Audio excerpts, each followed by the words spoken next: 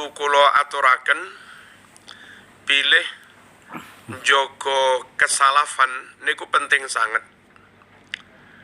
Amargi napa para rawuh? Ngeten, sejak tahun 1923, 1924 dateng Arab, dateng Hijaz menika kedadosan pemberontakan oleh kaum Wahabi. Keranten kaum Wahabi menika disokong Inggris Prancis, akhiripun menang.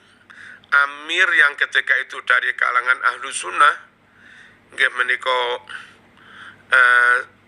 saking gubernuran Turki Utsmani Syarif Hussein kalah, Wahabi menang. Nah, Wahabi bersekongkol kali Alu Saud yang memang sokongan Inggris Prancis. Sing perlu kula critakaken para rawuh, sak mantune Wahabi menang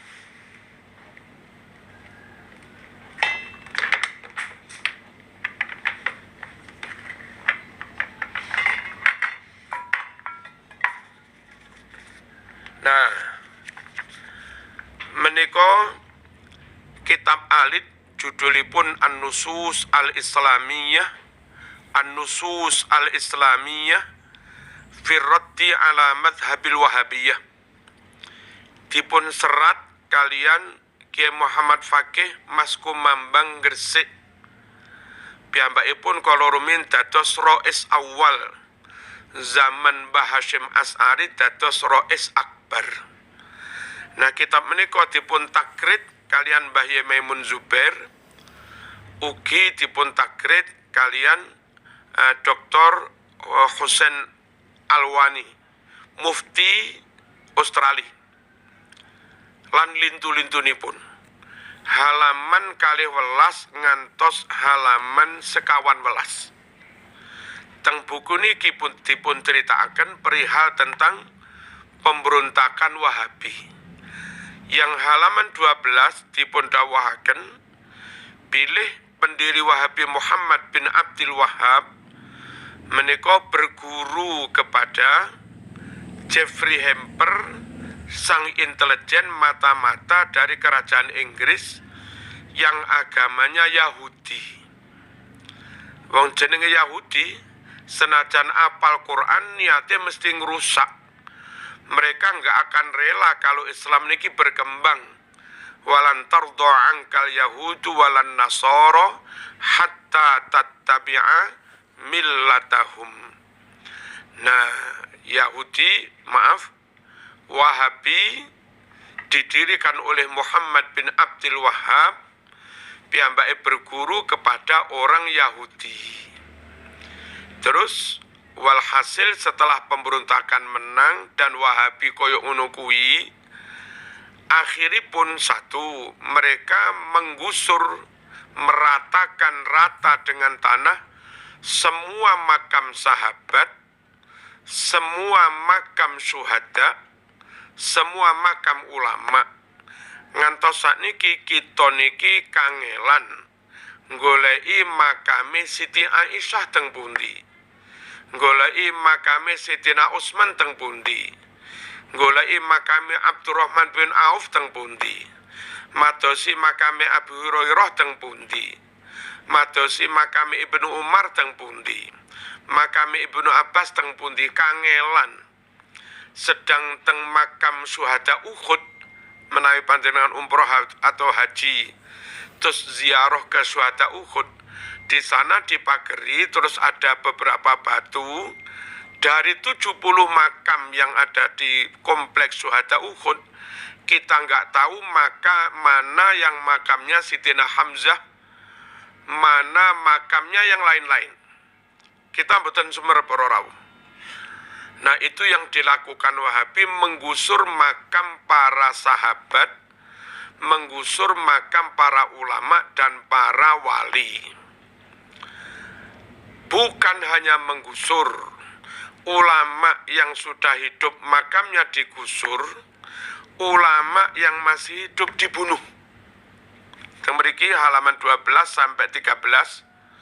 Banyak hafid Quran dibunuh, banyak muslim dibunuh, banyak ulama dibunuh. Lalu kitab-kitab yang ketika itu dimiliki ulama-ulama, mereka rampas. Hasil dari perampasan itu, teng mriki didhawuhne ada ribuan naskah Bukhari, ada ribuan naskah Sahih Muslim, ada ribuan naskah kitab yang lain, tafsir, usul fikih, dan yang lain-lain. Nah, kitab asli miliknya ulama Ahlu Sunnah wal Jamaah itu dirampas, lalu dikumpulkan di lapangan, keterangin sebagian yang lain dimusnahkan. Kemudian setelah kitab-kitab asli milik ulama itu dirampas, dimusnahkan, mereka kaum Wahabi ngeten niki, nah niki tak cekel niki, mereka menerbitkan, mencetak Sahih Bukhari seperti yang saya miliki ini. Man kudu percaya kali kula sebab kula niki alumni Muhammad bin Saud juga. Saya alumni Jami'atil Imam Muhammad bin Saud. Mereka mencetak Sahih Bukhari dan sudah banyak hadis dihilangkan. Beberapa kalimat dirubah. Begitu juga Sahih Muslim dan yang lain-lain. Nah, kesimpulannya, nyun sewu, Wahabi membahayakan, merusak Islam. Dari pendirinya Wahabi yang berguru kepada Muhammad bin Abdul Wahab, berguru kepada Jeffrey Hamper Yahudi, dari situ ada proyek ingin merusak Islam dari dalam. Lalu berontak, bersekongkol dengan Inggris Prancis penjajah. Nyata kalau itu merusak Islam. Lalu setelah menang, makam ulama, makam syuhada, makam sahabat digusur. Itu menghilangkan bukti sejarah, itu menghilangkan situs sejarah, itu menghilangkan artefak yang itu penting dalam pembuktian sejarah. Itu juga merusak Islam. Lalu membunuh para ulama hafid Quran, itu juga merusak Islam. Lalu kitab-kitab dirampas, dimusnahkan, itu merusak Islam. Dan setelah kitab dimusnahkan, diterbitkan kitab Sahih Bukhari baru yang sudah dikurang-kurangi, itu juga merusak Islam. Untungnya para rawuh, untungnya banyak santri-santri semacam Mbah Hasyim As'ari. Saya yakin kalau dari Banyuwangi mungkin juga Mbah Syafaat, utawi abai Mbah Syafaat, mungkin juga Mbah Manan, terus kalau dari Blitar Mbah Yeriduan, kalau dari Jogja Mbah Munawir, kalau dari Gresik itu tadi Mbah Muhammad Fakih, kalau dari Jombang Mbah Hasyim bawa Mbah Bisri, terus dari Sarang Mbah Zubair, abai Mbah Maimun, dan banyak santri yang ketika itu mondok teng Mekah, ngerti Arab, ada pemberontakan ngoten niku, santri-santri niku segera pulang ke Indonesia. Pulang membawa kitab Sahih Bukhari, pulang membawa kitab Ihya, pulang membawa kitab Ibnu Katsir, pulang membawa kitab-kitab yang lain. Nah, yang perlu kaum santri memahami, ketika kitab-kitab yang asli itu di Arab dulu dimusnahkan, Allah selamatkan kitab-kitab yang asli itu lewat para santri yang ketika itu mondok teng Arab, diselamatkan, dibawa pulang ke Indonesia. Milo rata-rata pondok sepuh niku tasik mengkoleksi kitab-kitab lawas sing cetakane umur 100 tahun luwih. Ihya lawas, I'anah lawas, Muhadzab lawas, terus Fathul Wahab lawas, Fakhrul Razi lawas, Ihya lawas, kiai-kiai salaf niku tasik nyimpen kitab-kitab lawas yang asli. Nah, perlu nih konco-konco Banyuwangi tetap ngaji kepada ulama salaf. Perlu nih konco-konco Banyuwangi tetap ngaji ke pondok salaf.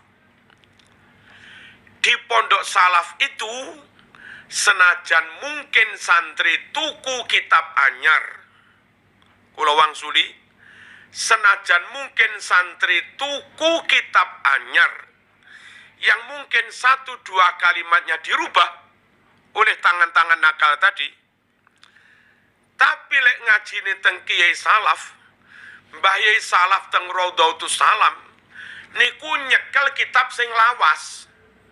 Lah ngoten lho.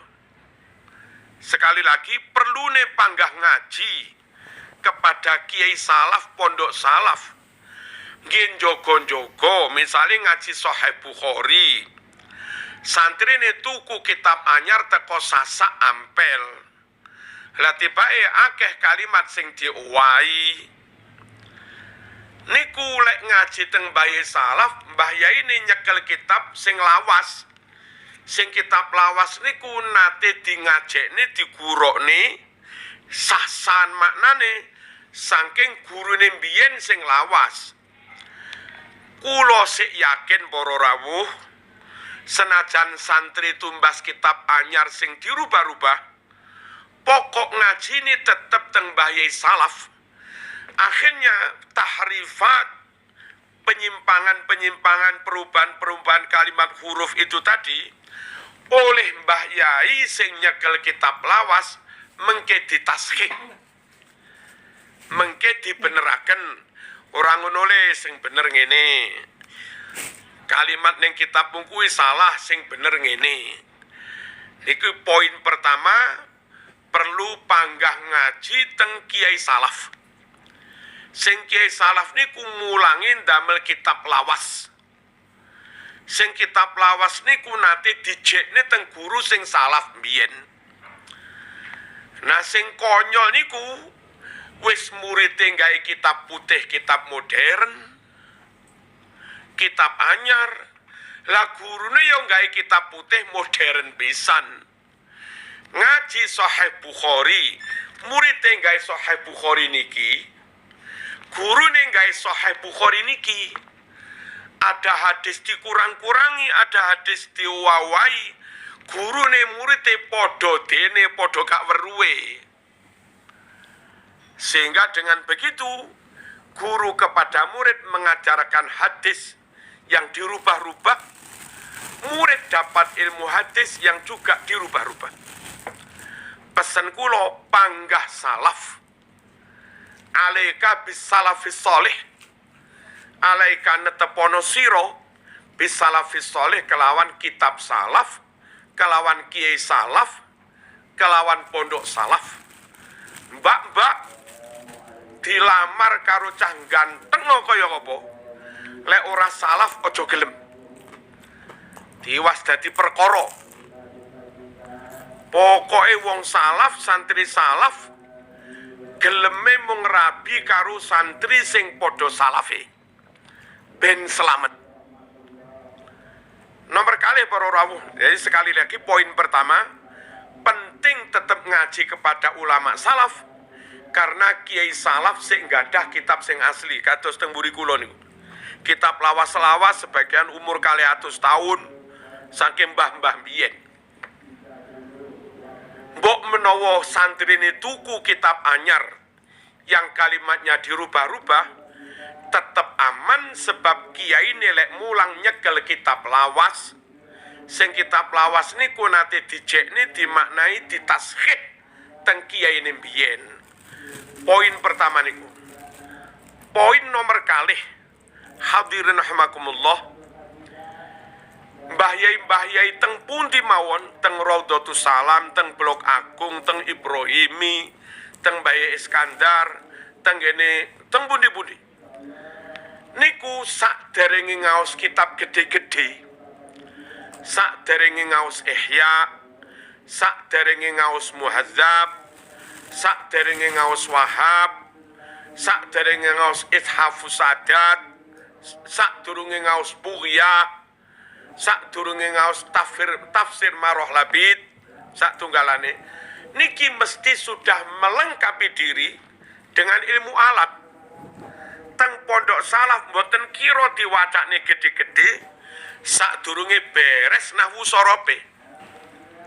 Mboten kira santri diwacane gede-gede sadurunge ngaji Jawhar Maknun.